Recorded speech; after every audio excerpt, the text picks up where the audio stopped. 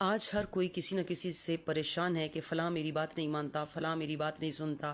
ماں باپ پریشان ہے، اولاد نہیں مانتی، اولاد پریشان ہے، ماں باپ نہیں مانتے، خاوند پریشان ہے، بیوی نہیں مانتی، بیوی پریشان ہے، خاوند نہیں مانتا۔ اللہ کیا فرماتا ہے؟ سنو سنو لوگو، تم میری مان لو سب تمہاری مان لیں گے، تم میری فرما برداری کر لو سب تمہاری مان لیں گے، تم میرے آگے جھک جاؤ سب تمہاری مان لیں گے، تم مجھ سے محبت کر لو میں سب کے دلوں میں تمہاری محبت ڈال دوں گا۔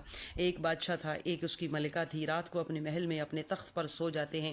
جب آدھی رات کا وقت ہوتا ہے تو ملکہ اٹھتی ہے، تخت سے نیچے اترتی ہے، فرش پر جائے نماز بچھا لیتی ہے اور اللہ کے سامنے سجدہ ریز ہو جاتی ہے۔ ایک دن بادشاہ نے دیکھا یہ میرا تخت چھوڑ کر زمین پر لیٹ جاتی ہے، کون سی چیز ہے جو اسے ایسا کرواتی ہے؟ میں پوچھنا چاہتا ہوں اس سے۔ بادشاہ بھی اپنے تخت سے اترا اور آ کر ملکہ کے پیچھے زمین پر ہی بیٹھ گیا اور انتظار کرنے لگا کہ یہ سلام پھیر لے تو اس سے پوچھتا ہوں۔ جب ملکہ نے سجدے سے سر اٹھایا، سلام پھیرا، نماز سے فارغ ہوئی تو دیکھا بادشاہ بھی اس کے پیچھے زمین پر ہی بیٹھا ہوا ہے۔ بادشاہ نے پوچھا ملکہ کیا بات ہے؟ کون سی چیز ہے وہ جو تمہیں میرے تخت سے اٹھا کر زمین پر بٹھا دیتی ہے؟ ملکہ نے کہا بادشاہ میں بعد میں بتاتی ہوں، پہلے آپ بتائیں کہ وہ کون سی چیز ہے جس نے آپ کو آپ کے تخت سے اٹھا کر نیچے زمین پر میرے پیچھے بٹھا دیا؟ تو بادشاہ نے مسکرا کر کہا تیری محبت نے۔ تو ملکہ نے کہا بادشاہ یہ میری محبت ہے تو ذرا سوچئے میرے رب کی محبت کیسی ہوگی جو مجھے اپنے قدموں میں جھکا دیتی ہے۔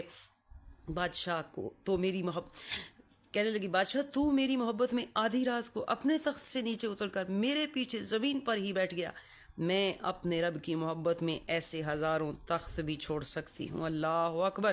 قدموں میں بیٹھ جائیں گے دنیا کے بادشاہ، نوکر میرے حبیب کا بن کر تو دیکھ لے۔ سبحان اللہ! یاد رکھنا مسلمانوں، جو حضور کا ہوتا ہے وہ نمازی ہوتا ہے۔ آؤ ہم حضور کے بن جائیں، آؤ ہم نمازی بن جائیں، آؤ اللہ کے ذکر کو اختیار کر لیں۔ سورۃ طٰہٰ میں اللہ فرماتا ہے اللہ کے ذکر کا سب سے بہترین طریقہ نماز ہے۔ جس نے نماز ادا کر لی گویا اس نے تمام ذکر ادا کر دیے۔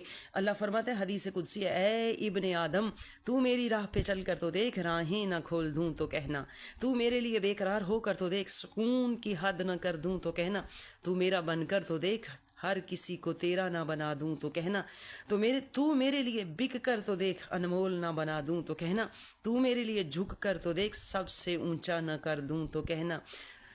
جو اس کی راہ پہ چلے کوئی صدیق بن گیا، کوئی فاروق بن گیا، کوئی غنی بن گیا، کوئی علی بن گیا، کوئی غوث بن گیا، کوئی قطب بن گیا، کوئی ابدال بن گیا اور کوئی اللہ کا ولی بن گیا۔